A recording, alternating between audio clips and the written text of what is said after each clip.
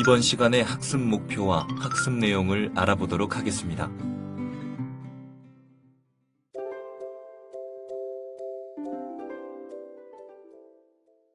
먼저 시간에 우리는 하나님께서 아브라함을 선택하시고 그와 함께 언약을 맺으시는 이러한 사건들을 통해서 이 선교가 무엇인지를 좀 더 확장했습니다.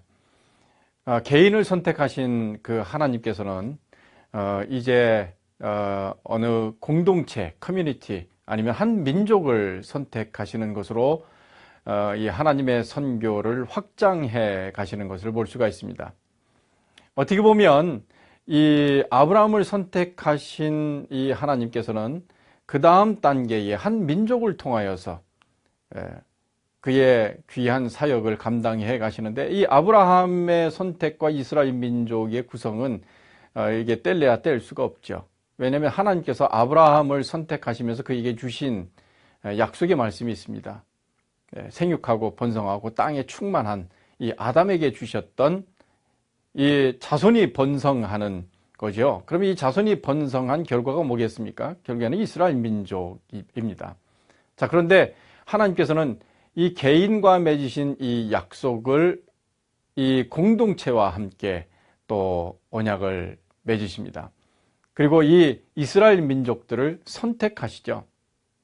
자, 이스라엘 민족을 선택하시면서 그들에게 이 아브라함에게 주셨던 것과 거의 유사한 형태의 어떤 사명을 부여하시는 내용이 있습니다. 그게 바로 출애굽기 19장 5절부터 6절에 있는 말씀입니다. 한번 같이 봉독해 보실까요? 세계가 다 내게 속하였나니 너희가 내 말을 잘 듣고 내 언약을 지키면 너희는 열국 중에서 내 소유가 되겠고 너희가 내게 대하여 제사장 나라가 되며 거룩한 백성이 되리라. 자, 이게 어떤 내용입니까? 애굽에서 종살이를 하다가 이 수백 년 동안 종살이를 하다가 탈출을 하게 됩니다. 하나님의 극적인 방법에 의해서 이 애굽으로부터 이스라엘 백성이 탈출을 하게 되죠. 자, 거기에 주인공이 누굽니까? 모세라고 하는 사람입니다. 모세라고 하는 사람 출생 어떤가요? 원래는 히브리 사람이죠. 자, 그런데 이 히브리 사람이 그 당시에 애굽에서 정책으로 세웠던 이스라엘 백성의 자손들을 전부 다 죽이라고 하는 겁니다. 아이가 태어나면, 남자아이가 태어나면 그 아이들을 전부 다 산파를 통해서 아니면 스스로 부모가 죽여야 하는 그러한 정책을 공포를 했습니다. 이 정책에 따르지 않으면 그 집안은 커다란 곤란을 겪게 되고 아니면 죽임을 당할 수도 있죠. 참 불행한 역사입니다. 자, 그런데 거기에 어머니가 아이 하나를 낳았는데 그 아이가 너무나 준수합니다.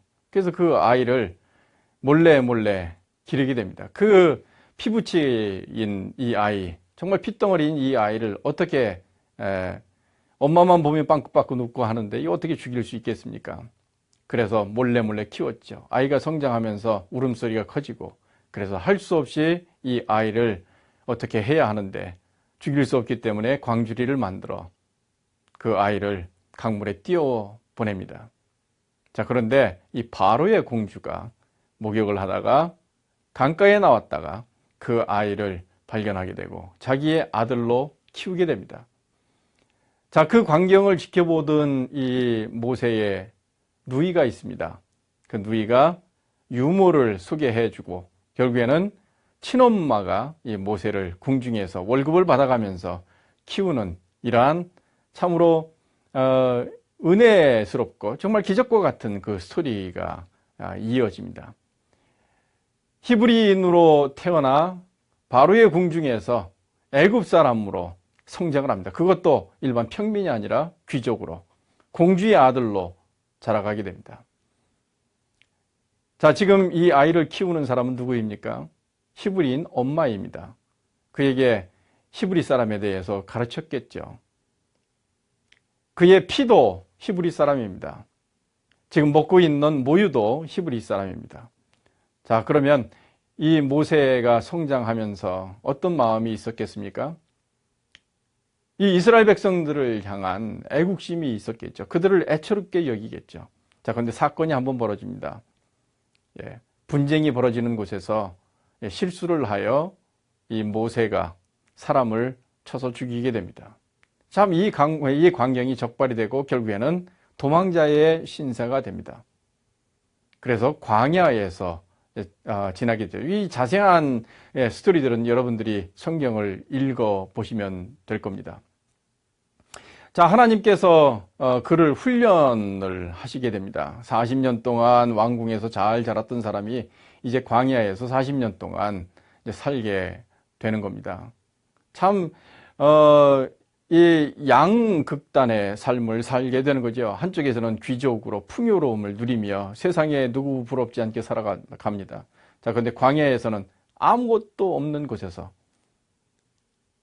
그가 나중에 결혼을 하는데 사실은 이게 처가살이죠. 참 어려운 삶을 살아갑니다. 앞으로 무엇이 어떻게 진행될지 잘 모르는 상황입니다. 자, 그런데 그때에 나이가 들어 80이 됐을 때 하나님께서 그를 부르시죠. 어느 상황에서 부르십니까? 떨기나무에서 부르시는 겁니다. 양을 치고 목동으로 그의 직무를 수행하고 있던 모세가 먼 발치에서 한 곳에 지금 불이 난 곳을 보게 됩니다. 나무에 불이 붙었습니다. 그래서 그것이 뭔지 참으로 신기하고 한편으로는 위험하기도 하고 해서 거기에 접근해 가서 봅니다. 그런데 나무는 성한데 거기에 불꽃이 지금 타오르고 있는 겁니다. 나무는 타지 않고 있는데 불꽃이 있는 겁니다. 모세가 너무나 신기해서 다가가니 그때 음성이 들은 거죠.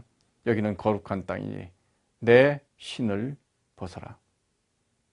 어떻게 보면 그가 의지하고 있던 무언가를 다 내려놓으라는 그런 의미겠죠.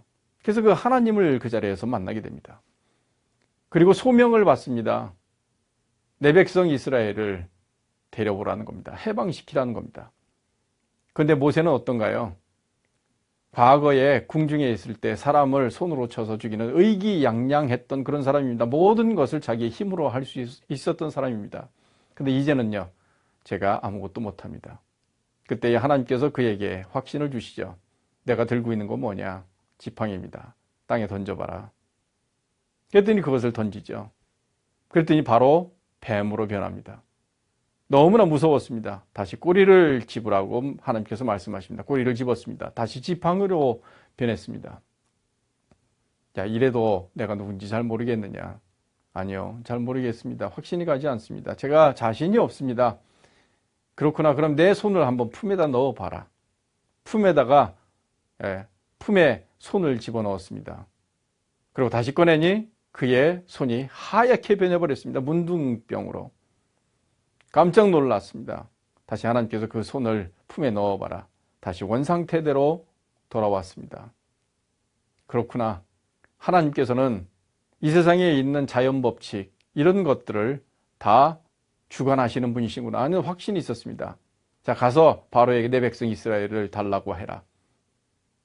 자, 그런데 지금 바로 그 모세가 하는 말이 뭡니까? 저는 말도 못합니다. 제 어눌한 언변이 문제입니다. 그때 하나님께서 내 형이 있지 않느냐 아론을 붙여줍니다. 그래서 갔죠. 그래서 열심히 가서 바로 앞에 가 내 백성 이스라엘을 달라고 그럽니다. 바로가 보니 참 가소롭기도 그지 없죠. 그래서 이 이스라엘 백성을 주지 않지 않습니까? 그때 하나님께서는 그 바로의 그 바로를 향하여 심판을 행하십니다. 그게 바로 10가지 재앙입니다. 이 10가지 재앙은 무엇이죠? 이 10가지 재앙은 바로 이 애굽 사람들이 믿고 있는 신들입니다. 그리고 그 사회를 지탱하고 있는 모든 것입니다. 문화의 결집체이죠. 그 사람들이 그것을 가지고 이 10가지를 가지고 살아가고 있는 겁니다. 힘들고 어려우면 그 10가지 중에 하나를 선택해서 그들이 의지하고 있는 겁니다. 그런데 하나님께서는 그것을 한 가지 한 가지 한 가지 다 치십니다. 모세를 통하여서 그것을 치도록 하십니다. 하나님의 기적이고 하나님의 재앙입니다. 맨 마지막 재앙이 뭡니까? 장자를 앗아가는 겁니다. 첫 번째 난 것, 사람의 장자뿐만 아니라 짐승의 모든 장자들을 다 없애시는 겁니다. 자, 그런데 이스라엘 백성들도 해당되겠죠. 그런데 하나님께서는 구원의 대상이신 이 이스라엘 백성들을 향한 방책을 주십니다. 문지방과 문설주에 피를 바르라는 겁니다. 양을 잡아서. 그리고 그 양 고기를 굽고, 그리고 무교병을 먹으라고 하는 겁니다. 그리고 쓴나물과 함께, 그리고 도망갈 채비를 다 하고, 그리고 양껏 먹으라고 하는 겁니다. 앉아서 먹지 말고 서서 먹으라는 겁니다. 앉아서 많이 먹으면 일어나기 어려우니까. 그래서 서서 띠를 띠고 많이 먹기 위해서 쓴나물을 먹으면서 부풀지 않은 이 무교병을 고기와 함께 먹습니다. 그리고 때를 기다립니다. 문지방과 문설주에는 피가 발라져 있습니다. 애굽 사람들은 이런 준비를 할 수가 없었습니다. 그런데 먼 발치에서부터 곡성이 들려오기 시작합니다. 여인들의 비통한 울음소리가 들려오기 시작합니다. 바로 하나님의 사자가 문지방과 문설주에 피가 없는 집에 들어가 첫 것들을, 처음 난 것들을 모두 다 죽이십니다. 맏아들들을 전부 다 취하시는 겁니다. 그의 생명을 앗아가는 겁니다. 자, 그때에 이스라엘 백성들은 도망을 가기 시작합니다. 출애굽을 하게 되죠.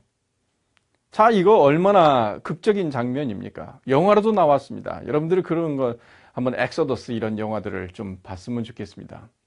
자, 이스라엘 백성들이 전부 다 어린아이 할 것 없이 모든 재산을 다 가지고 그들이 함께 이 애굽으로부터 자유를 찾아 떠나게 됩니다. 참으로 거룩한 모습입니다. 참으로 영광스럽고 감격스러운 일입니다. 몇백 년 만에 그들이 포로로 잡혀서 정말 학대당하고 너무나 어렵게 그렇게 착취당했던 이 백성들이 하나님을 향하여 무릎 꿇고 하나님을 향하여 신원하였더니 하나님께서 그 음성을 들으시고 이제 모세 지도자를 통하여 해방시켜 주시는 거죠.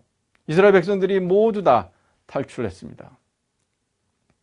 지금 애굽은 어떻게 됐습니까? 완전 초토화됐습니다. 그들의 희망이 사라졌습니다. 장자, 바로 희망이죠. 미래이죠. 하나님께서 그 미래도 앗아가셨습니다. 악에 바친 이 애굽 사람들이 군대를 모았습니다. 그리고 이스라엘 백성들을 추격합니다. 이스라엘 백성들은 어디에 지금 갑니까? 지금 계속 도망을 향해서 도망가고 있습니다. 그런데 그들 앞에 놓인 게 뭡니까? 홍해입니다. 홍해를 앞두고 이 사람들에게서 나오는 반응이 여러 가지입니다. 지금 먼 발치에서는 말발굽 소리가 들리는데 분명히 이 애굽 군사들이 우리를 죽이려고 쫓아오는 겁니다. 이 이스라엘 백성들 안에서 여러 가지 의견들이 분분합니다. 우리가 거기에서 죽는 게 더 낫지. 거기에는 먹을 것도 있고 참 풍부했는데 우리가 좀 힘들긴 했으나 우리가 여기 광야에서 아무것도 없는 곳에서 정말 다 죽게 생겼구나. 모세를 향한 원망도 있었겠습니다. 자, 그때 하나님의 사람인 이 모세가, 지도자인 이스라엘 백성의 지도자인 모세가 하나님의 뜻을 헤아리고 그 다음에 그 홍해를 가르게 됩니다. 발을 딛고 이스라엘 백성이 들어가는 순간 홍해가 쫙 갈라졌습니다. 길이 열렸습니다. 자, 그래서 이스라엘 백성들이 전부 다 통과했습니다. 거기에 애굽 군대들도 들어왔습니다.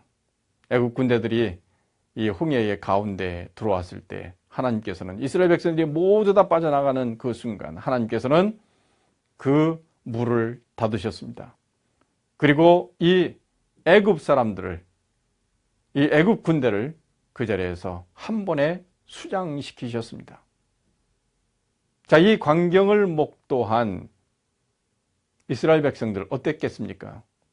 하나님의 어미하심과 하나님의 위대하심과 이 하나님의 정말 무서운 그리고 하나님의 능력을 이들은 목도하게 된 겁니다. 그리고 이제는 자기들이 완전히 구원받은 겁니다. 그 애굽의 압제로부터 완전히 벗어나게 됐습니다. 자, 그 이후로 어떻게 됩니까? 모세의 누이가 소고를 들고 하나님을 향하여 찬양합니다. 온 백성들이 이 해방된 것을 축하하고 기뻐하고 하나님께 감사를 드리게 된 겁니다. 모세도 마찬가지입니다. 얼마나 감격이었으면 하나님을 향하여 온 백성이 어우러져 축하하고 서로를 위로하고 격려하고 하나님의 그 축복을 지금 누리고 있습니다. 해방의 감격을 누리고 있습니다. 자, 이들이 시내산 가까이 갔습니다.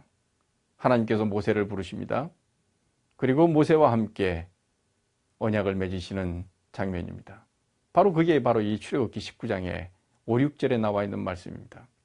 세계가 다 내게 속하였나니 너희들 내가 이 애굽을 치는 것을 봤지. 그리고 마지막에 이 애굽 군사들조차도 수장시키는 것을 봤지. 자, 그런데 세계가 다 내게 속해 있어. 이것 기억해라. 자, 그리고 이 이스라엘 민족들에게 축복을 주시는 겁니다. 조건을 내걸으시면서 너희가 내 말을 잘 듣고 내 언약을 지키면 너희가 열국 중에서 내 소유가 되겠고 하나님께서 이스라엘 백성을 구원하시고 그들과 함께 언약을 맺으시면서 그들을 향하여 주시는 축복이 있습니다. 그게 하나님의 소유가 된다고 하는 겁니다. 여러분, 하나님의 소유가 된다고 하는 것만큼 좋은 일이 어디 있겠어요? 누구의 소유가 된다고 하는 것, 사람을 물건으로 표현하는 건 좀 그렇습니다만 누구의 소유가 된다고 하는 것, 어디에 소속된다고 하는 것만큼 이게 중요한 일이 없습니다. 그런데 이 소유가 평범한 사람이 아니라 바로 만군의 여호와이신 하나님의 소유가 되는 겁니다. 하나님께 소속되는 겁니다. 거룩한 일이죠. 참으로 기쁜 일입니다. 감격스러운 일입니다. 그뿐만 아니라 거룩한 백성이 된다고 말씀합니다. 이 거룩한 백성은 뭐죠? 따로 떼어졌다. 곧 이 세상에 수많은 사람들이 있습니다. 수많은 종족들이 있고 민족들이 있습니다. 그런데 이스라엘 백성들만 하나님께서 따로 떼어놓으신다고 하는 겁니다. holy라고 하는 이 말은 separate from, 곧 따로 구분해 뒀다. 어떤 특별한 목적을 위해서 구분해 놓았다. 그런 의미입니다. 자, 하나님께서 이스라엘 백성들을 선택하시고 그들과 함께 언약을 맺으시면서 하나님께서 주시는 축복은 소유의 복이 있습니다. 바로 내 소유가 된다. 그리고 너희는 거룩한 백성이 된다. 자, 그와 함께 존재의 복이 하나가 있습니다. 그게 뭐냐면 제사장 나라가 된다라고 하는 겁니다. 너희들을 제사장으로 삼겠다고 하는 겁니다. 제사장으로 삼겠다. 여러분, 제사장이 뭡니까? 하나님과 사람 사이에 중보자의 역할을 하는 거죠. 이 제사장이라고 하는 것은 굉장히 중요한 직무를 수행하는 사람입니다. 먼저 말씀드린 것처럼 성소에, 지성소에 들어가 하나님을 향하여 예배하는 자입니다. 그래서 하나님께서 주시는 용서의 메시지가 있으면 세상 사람들을 향하여 선포하는 겁니다. 세상 사람들이 죄를 범하고 하나님께 드릴 말이 있고 용서를 구하고 싶으면 제사장이 와서 얘기하면 그 제사장이 하나님 앞에 나아가 제사를 드리고 하나님께 부탁드리는 겁니다. 용서해 주세요. 그러면 하나님께서 샬롬 메시지를 주시는 거죠. 그러면 그 메시지를 그 사람에게 전달해 주면 그 사람은 제사장의 말을 듣고 그리고 죄의 짐을 덜고 그 다음에 기쁜 마음으로 돌아가는 겁니다. 여러분, 제사장은 또 어떤 역할을 했습니까? 제사장의 역할이 여러 가지가 있습니다. 성전에서 그 성전에 여러 가지 집기라든지 촛불을 밝히는 일이라든지 거기에 제사를 드리고 나면 그 나머지 일들, 그 모든 것들을 이 제사장이 했습니다. 혹시 여리고 성 사건을 아시나요? 이 여리고 성을 무너뜨릴 때에 제사장이 한 일이 뭡니까? 법궤를 메고 행진을 합니다. 백성들 앞에서 법궤를 메고 행진을 합니다. 또 제사장이 한 일이 있습니다. 나팔을 부는 거죠. 띠띠 하고. 예수님께서 문둥병자를 고치시고 난 다음에 그 문둥병자에게 지시하신 내용이 있습니다. 그게 뭐죠? 제사장에게 가서 보이라. 왜 제사장에게 가서 보이라고 말씀하셨을까요? 이런 문둥병이라고 하는 것은 전염성이 너무나 높기 때문에 이 사람들을 격리 조치했습니다. 마을에서부터 쫓아내버렸습니다. 여러분 배너 영화를 보면 문둥병에 든 사람들이 이 바위 틈 사이에서 동굴에서 살고 있는 것을 보시죠. 자, 이 사람들이 치료되기 전까지는 거기 몸에서 흐르는 이 고름이 멈추고 더 이상 전염력이 떨어지기 전까지는 사람들을 만날 수가 없습니다. 접촉을 할 수가 없죠. 예. 뭐 손가락이 떨어져 나가기도 하고 이 감각도 없어지게 되고 뭐 참 굉장히 어려운 질병 가운데 하나가 바로 이 문둥병, 한센병이라고 부르지 않습니까? 자, 그런데 이 한센병 치유받은 사람을 향하여 예수님께서 하시는 말씀은 내가 제사장에게 가서 보이라. 자, 그러면 제사장에게 갔습니다. 그럼 제사장이 그를 보고 의료 판단을 하는 겁니다. 아, 치료가 됐구나. 그리고 이 문둥병을 앓는 사람들은 부정한 사람이라는 낙인이 찍혀 있습니다. 그러면 정결 의식을 해야 되겠죠. 그리고 정결 의식을 하고 그 다음에 사회로 다시 자기의 삶의 정황으로 돌아가도록 하는 사회 복귀 명령도 내릴 수 있었습니다. 그럼 이제 마을로 돌아갑니다. 그러면 문둥병 걸렸던 사람이 마을로 돌아가면 다른 사람들이 뭐 돌로 치려고 그러겠죠. 이제 의료 판단을 제사장으로부터 받았습니다. 그리고 정결 의식도 했습니다. 사회 복귀 명령을 내렸습니다. 자, 이런 일들을 하는 사람이 바로 이 제사장입니다. 자, 그러면 한 나라가 제사장 나라가 된다라고 하는 것은 무엇을 의미할까요? 하나님과 이방 국가가 있습니다. 그 이방 국가 사이에 이스라엘을 선택하시고 그 이스라엘이 바로 제사장의 역할을 하도록 한다는 의미입니다. 이 제사장의 역할을 해야 할 그 이유는 바로 이방인들이 있기 때문에 그렇습니다. 이 제사장의 목적은 죄인들이 있기 때문에 그러한 것과 동일합니다. 곧 다른 일반 사람들이 있기 때문에 제사장이 하나님 앞에 대신 나가는 겁니다. 그리고 하나님께서 주신 메시지를 일반 사람들을 향하여 선포하는 겁니다. 자, 이 제사장 나라가 된다고 하는 것은 제사장으로서의 사명을 감당하는 나라가 된다고 하는 의미입니다. 곧 제사장은 바로 사명을 수행하는 사람입니다. 그럼 이스라엘 백성을 하나님께서 선택하신 목적은 뭘까요? 이 세상 모든 민족들을 향하여 하나님의 메시지를 선포하는 제사장의 역할을 감당하라. 이방 민족들이 여러 가지 죄악을 범하고 하나님을 배역하고 하나님이 아닌 것을 하나님이라고 부르는 이러한 죄악을 범하고 있을 때 이 제사장은 하나님 앞에 나아가 그 이방 민족들의 죄악을 두고 중보하는 겁니다. 하나님, 저들이 알지 못해서 저렇게 행하고 있습니다. 저 민족을 용서해 주세요. 그리고 하나님께서 주시는 메시지를 갖고 그 민족들을 향하여 메시지를 전하는 겁니다. 너희들 그렇게 하지 마라. 하나님께로 돌아와라. 하나님은 우리의 창조주이시고 우리의 아버지시다. 이렇게 전달하는 메신저의 역할을 하는 겁니다. 중보자의 역할을 하는 거죠. 하나님께서 이스라엘 민족을 선택하신 목적이 그들을 축복하시고 이런 선교적 사명, 곧 제사장 나라로서의 사명을 주시기 위해서 선택하신 겁니다.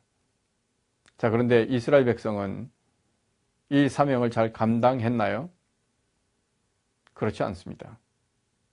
이게 구약 성경에 참 안타까운 일입니다. 이스라엘 백성 하나님께서 특별히 거룩한 백성으로 하나님의 소유로 선택하셨음에도 불구하고 이스라엘 백성은 여기에만 만족했습니다. 선택받은 것에 대해서만.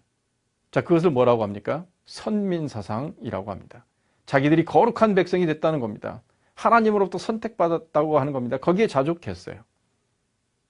그리고 이방 민족들을 향하여서는요, 이방 민족을 개만도 못하게 여겼습니다.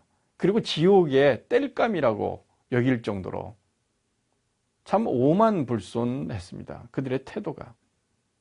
왜 그랬을까요? 자기들을 선택한 것, 그리고 자기들이 주신 축복만 봤기 때문에 그렇습니다. 사명도 같이 봐야 합니다. 제사장 나라로서의 사명을 잃어버린 거죠. 그리고 하나님이 어떤 분이신지를 잘 몰랐던 겁니다. 하나님은 보편적인 하나님, 이 세상 우주 만물을 지으신 창조주 하나님이라고 하는 사실을 몰랐던 겁니다. 그렇게 이해를 못했던 거예요. 너무나 좁게 자기중심적으로 해석했던 거죠. 그 결과가 뭡니까? 제사장 나라로서의 사명을 저버리는 겁니다. 곧 선민사상에 빠졌습니다. 그래서 이방 민족을 향하여 저주를 퍼붓고, 그 이방 민족은 너무나 많을수록 좋다는 겁니다. 지옥불을 떼야 하니까. 그리고 하나님을 향하여 저들을 심판하고 저주해 달라고 소리를 지르는 겁니다. 하나님 왜 저들을 심판하지 않으십니까? 그리고 하나님을 향하여 하나님께 나아가 이방 민족을 중보해야 하는데 그렇게 반대로 하고 있습니다. 하나님이 기뻐하지 않으셨습니다. 그래서 어떻게 하십니까? 하나님께서는 이스라엘 백성을 버리시는 결정을 하십니다.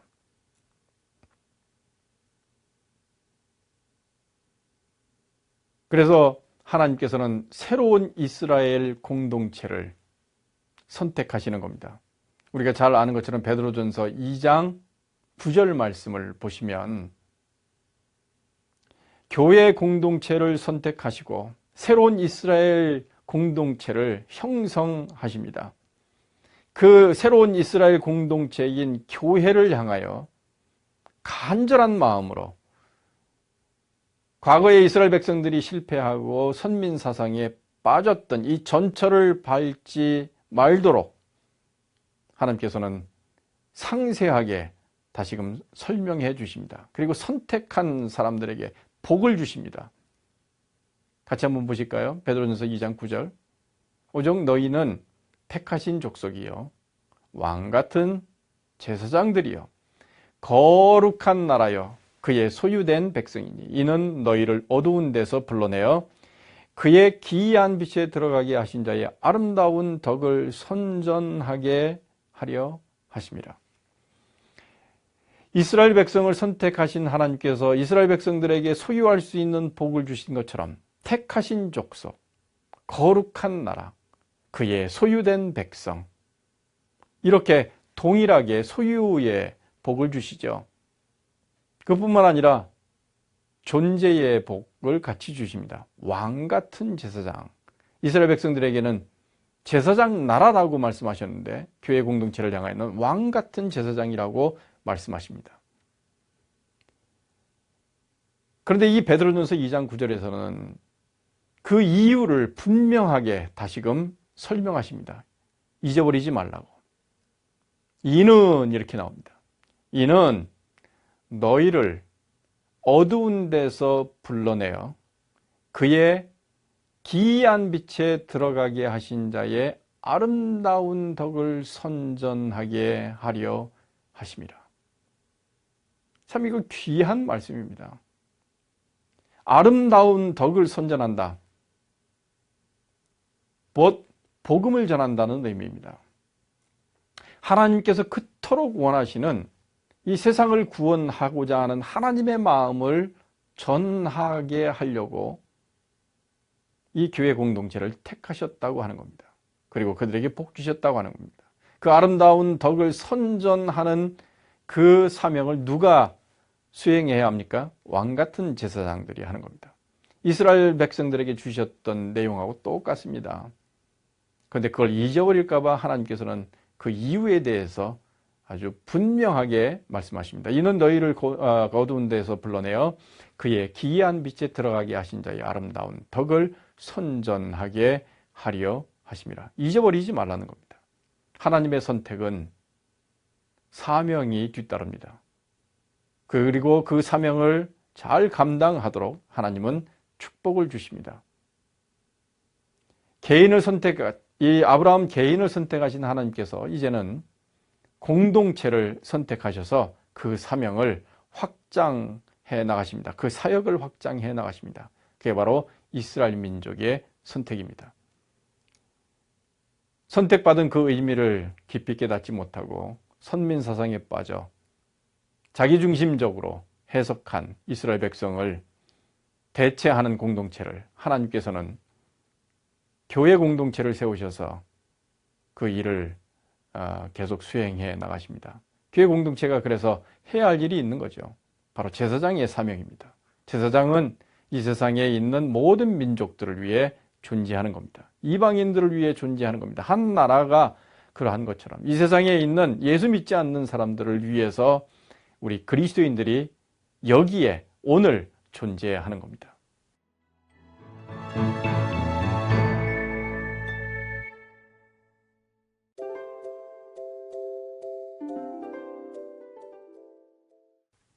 우리가 한 가지 더 봐야 할 것이 있습니다. 그것은 바로 솔로몬의 성전 봉헌 기도입니다.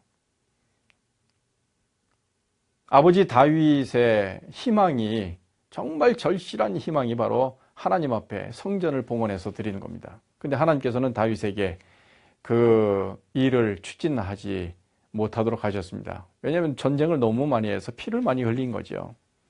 자, 그런데 그의 아들 때에 이 성전을 봉헌할 수 있게 됩니다. 다윗이 다 준비해 놨습니다. 아들이 그것을 소재로 열심히 노력해서 참 근사한 성전을 지어 하나님께 봉헌합니다. 자, 그리고 나서 이 솔로몬이 하나님 앞에 나아가 그 성전에서 기도합니다. 자, 근데 그 기도하는 게 두 개가 있습니다. 두 군데서 등장을 합니다. 그런데 첫 번째 기도, 두 번째 기도가 있는데 첫 번째 기도는 이스라엘 백성들을 위한 기도입니다. 열왕기상 8장 30절 말씀에 있습니다. 종과 주의 백성 이스라엘이 이곳을 향하여 기도할 때에 주는 그 간구함을 들으시고 주의 계신 곳 하늘에서 들으시고 들으시사 사하여 주옵소서. 이 성전의 목적이 뭡니까? 용서하는 겁니다. 기도하는 장소입니다. 하나님 앞에 기도하고 하나님을 만나는 곳입니다. 자, 그러면 하나님께서는 그 말씀을 들으시고 그들이 구하는 것들을 들어주실 뿐만 아니라 그들의 죄를 용서해 주시는 거죠. 자, 그럼 용서가 일어나는 장소가 어디입니까? 이 성전이에요. 곧 선교가 일어나는 하나의 장소가 바로 이 성전이라고 볼 수가 있는 거죠. 자, 그런데 또 하나의 기도문이 나옵니다. 굉장히 길죠. 그런데 이 기도는 누구를 위한 기도냐면 주의 백성 이스라엘에 속하지 아니한 자, 곧 주의 이름을 위하여 먼 지방에서 온 이방인입니다. 어떤 기도 내용인지 한번 볼까요? 저희가 주의 광대한 이름을 주의 능한 손과 주의 펴신 팔에 소문을 듣고 와서 이 전을 향하여 기도하거든. 주는 계신 곳 하늘에서 들으시고 무릇 이방인이 주께 부르짖는 대로 이루사 땅의 만민으로 주의 이름을 알고 주의 백성 이스라엘처럼 경외하게 하옵시며 또 내가 건축한 이 전을 주의 이름으로 일컫는 줄을 알게 하옵소서. 뒷쪽이 어떤가요? 땅의 만민으로 주의 이름을 알고 주의 백성 이스라엘처럼 경외하게 하옵소서. 곧 하나님의 백성 되게 하옵소서. 그런 기도를 하는 겁니다. 하나님 마음에 쏙 드는 기도를 하고 있는 거죠. 여러분, 성전 그러면 이스라엘 백성들을 위한 장소라고 생각할지 모르겠습니다. 그런데 성령 충만한 솔로몬은 이 성전이 하나님을 예배하는 장소인데 이스라엘 백성만 예배하는 것이 아니라 이방인들도 자유롭게 와 하나님께 기도하고 그리고 이 세상에 있는 땅의 만민들이 기도할 수 있는 장소로 하나님 사용해 주옵소서. 선교적 사명을 할 수 있는 장소가 되게 해 주옵소서. 이렇게 기도하고 있는 겁니다. 여러분, 솔로몬의 성전 봉헌 기도는 이런 차원에서 선교적인 기도라고 볼 수가 있습니다. 이스라엘 백성뿐만 아니라 이방인들을 위한 그리고 땅의 모든 만민들을 위한 기도입니다. 참으로 하나님이 기뻐하시는 귀한 기도를 드리고 있는 모습을 볼 수 있습니다. 이 세상에 있는 모든 하나님의 백성들이 모이는 이런 예배당, 이것은 누구에게 어떤 사람들에게 제한적으로 제공되는 그런 곳이 아니죠. 모든 사람을 향하여 열려 있는 겁니다. 우리가 하나님 앞에 예배당을 짓고 그 다음에 봉헌할 때에 이런 기도가 필요할 줄 압니다. 세계 선교를 위하여. 그리고 만민들이 복을 누리고 하나님의 이름을 알고 하나님의 백성이 되게 하고 하나님을 경외하는 귀한 일들이 그곳에서 일어나게 하옵소서. 이게 바로 솔로몬의 성전 봉헌 기도, 곧 선교 기도라고 볼 수 있습니다.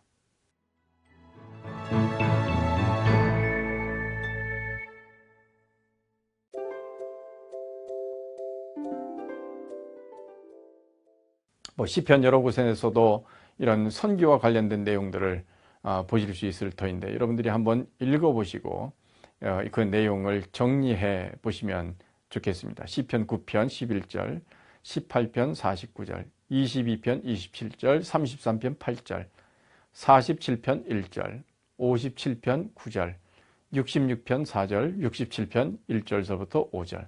그 내용이 무엇인지 그리고 무엇을 의미하는지 한번 살펴보시고 그게 여러분들에게 어떤 의미가 있는지도 한번 적용해 보시면 좋겠습니다. 선지서 여러 가지 이야기를 계속할 수 있습니다만 선지서 이사야서 40장부터 55장에 있는 말씀을 보면 하나님께서 이 선교를 펼쳐 나가시는데 이방인의 빛으로 사람들을 사용하신다. 어느 국가를 사용하신다. 그리고 하나님께서는 하나님의 역사를 통하여 이 선교를 해 나가신 것을 볼 수 있고요. 그리고 이 주변 사람들이 몰려들어 거기에 하나님을 발견하는 그런 일뿐만 아니라 하나님의 사람이 밖으로 나아가 선포하는 형태도 등장을 합니다. 구약성경 그러면 거의 사람들이 이렇게 함께 모여서 하나님의 사람들을 통하여 그 하나님이 누구신지를 발견하는 그런 형태로 되어 있습니다만 이사야서 66장 18, 19절에 있는 말씀을 가만히 살펴보면 여기에서 바깥으로 나가는 그런 선교의 형태도 나오는 것을 볼 수가 있습니다. 내가 그들 중에 징조를 세워서 그들 중에 도피한 자를 열방 곧 다시스와 뿔과 활을 당기는 룻과 및 두발과 야완과 또 나의 명성을 듣지도 못하고 나의 영광을 보지도 못한 먼 섬들로 보내리니 그들이 나의 영광을 열방에 선파하리라. 이렇게 나와 있습니다. 자, 이런 성경에 나와 있는 구약 성경에 특별히 나와 있는 이런 내용들을 여러분들이 잘 살펴보시면 이 선교가 어떤 형태로 이루어지는지 그리고 하나님은 과연 어떤 분이신지 하는 것을 잘 이해하실 수 있습니다.